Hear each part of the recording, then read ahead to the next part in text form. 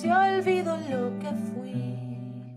Era un lugar de reunión para ver películas, fundamentalmente, porque había a veces otro tipo de actividades, conferencias, cursos. Pero la institución tuvo un perfil, la Cinemateca tuvo un perfil de resistencia, sobre todo ligado a la exhibición de las películas que integraban los ciclos y que, no en todos los casos, pero en muchos de ellos, estaban muy cerca del borde de lo que la dictadura permitía exhibir. La Cinemateca tuvo que pasar por muchas instancias de que le preguntaran por qué dio tal película o qué película va a dar o no vaya a dar tal película, ese tipo de cosas. Y todo eso, por supuesto, hubo que parlamentar, negociar, disimular todo lo que se puede lograr con el objetivo, con tener presente que no cerraran la Cinemateca, cosa que pasó con muchas instituciones, ¿verdad? Bueno, entonces, bueno, dentro de esa franja un poco estrecha en la que se podía mover, la Cinemateca se movía cerca de la frontera. Y si te dejaban llegar hasta acá, intentar dar un pasito más con precaución y ver qué pasaba. Si ese pasito más no tenía consecuencias, pues ahí nos quedábamos hasta el próximo pasito más. Eso es un asunto que se resolvía, por supuesto, dentro de la Cinemateca, entre la gente que trabajábamos allí, y para el público nunca trascendió ese tipo de transacciones, de pasos progresivos hacia adelante, pero por supuesto que lo tenía en cuenta. Y de hecho, el cine que podían ver en la Cinemateca no lo iban a ver en ninguna otra parte. Dentro de todo ese periodo, ese perfil se notó bastante. Y la gente respondió mucho. Con todas las restricciones que había en cuanto a temas y demás, ¿dónde iban a volcar inquietudes culturales? Los libros estaban bastante vigilados también, el teatro, por supuesto. Y bueno, y los cines, salvo la Cinemateca, también.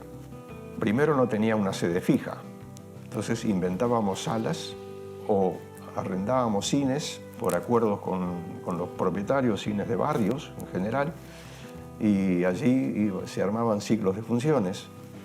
Se inventaban cabinas de proyección donde no las había. Algunas veces en el Teatro del Galpón, en la calle Mercedes, durante mucho tiempo en el Teatro Palacio Salvo, funcionamos regularmente y después tratamos de conseguir salas más estables. Tratar de tener un funcionamiento estable en salas estables se hizo imprescindible porque para poder reunir una cantidad de gente que ayudara a mantener la actividad fue necesario tener lugares fijos.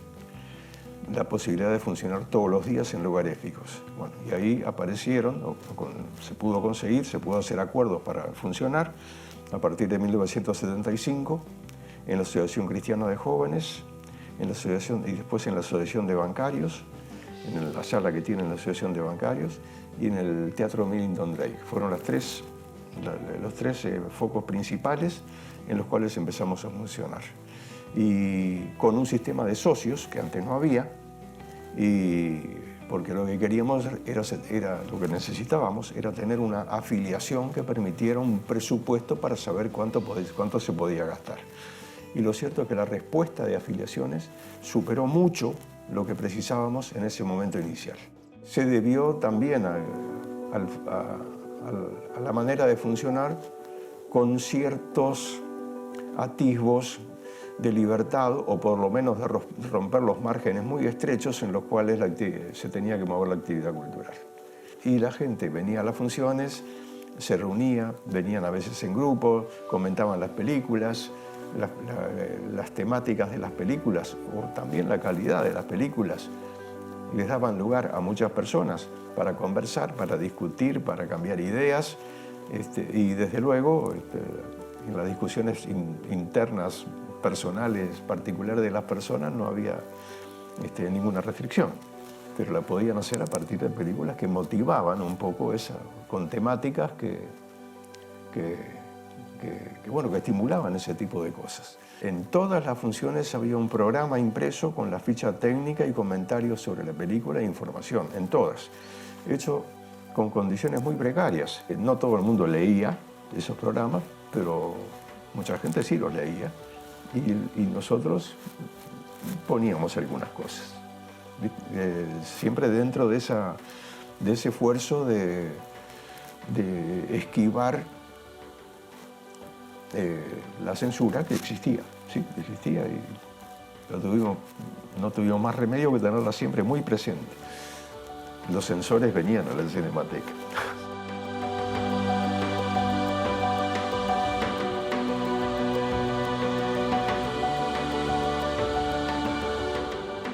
Porque uno trabajaba así, pendiente de que no pasara nada raro en las funciones.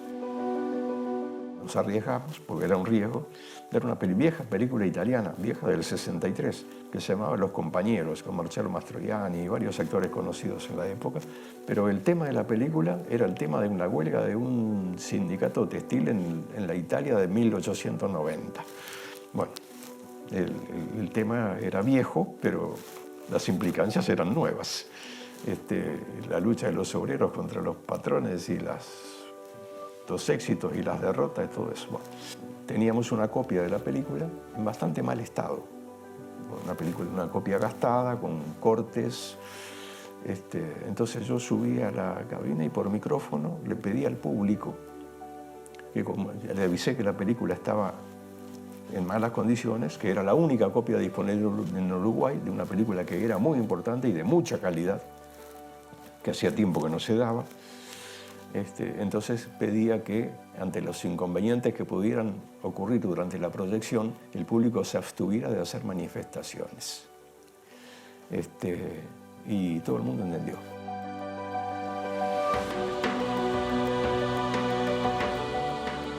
Cinemateca se contactó con una cosa que se llamaba Plan DENI, Plan de Niños, sintetizado Plan DENI, que era gente vinculada a los colegios católicos, que hacía funciones en las instituciones privadas con participación de niños en la realización de películas. Bueno, hubo un acuerdo con ellos y durante un par de años se hicieron cursos en la Cinemateca con el Plan DENI y se hicieron algunas películas cortas con mucha intervención de los niños. Las personas que atendían a esos niños eran el principio del Plan DENI y de gente de la Cinemateca que tenía cierta formación en magisterio o maestros, ¿verdad? Y después el Plan DENI siguió su camino por otros lados y la Cinemateca decidió continuar con los cursos de cine. Algunas películas llegaron a participar en muestras europeas y a tener algún diploma por allí. Y fueron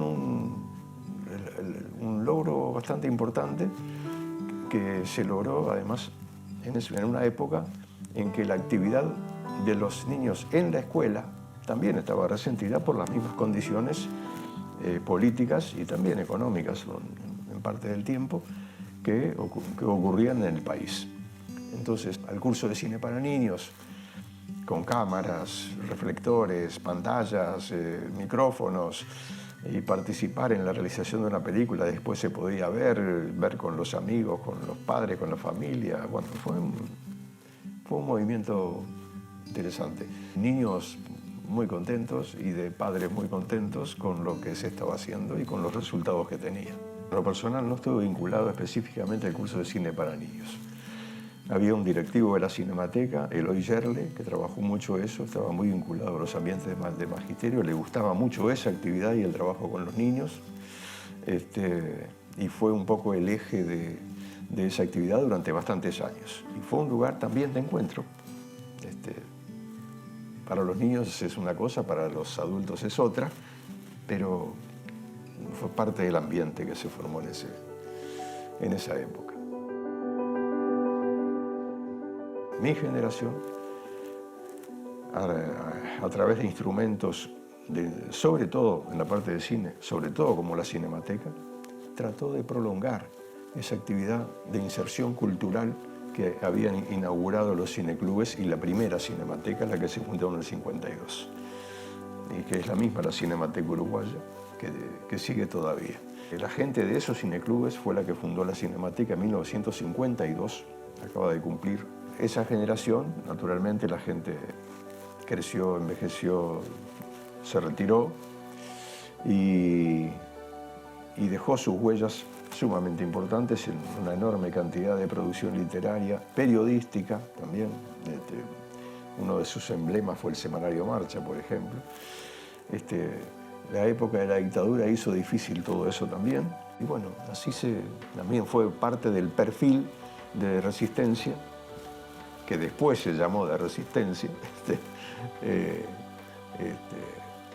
En realidad lo que estamos tratando de hacer era una especie de, sí, de nuestro punto de vista, de resistencia a las censuras, que las había y que eran, como todas las censuras, en nuestro concepto, son negativas. Entonces, bueno, en el concepto, por suerte, de mucha gente, las censuras son negativas y es bueno luchar contra ellas. Conservar las historias, viajar al pasado a mirar, girar en sentido antihorario, salvar a este tiempo.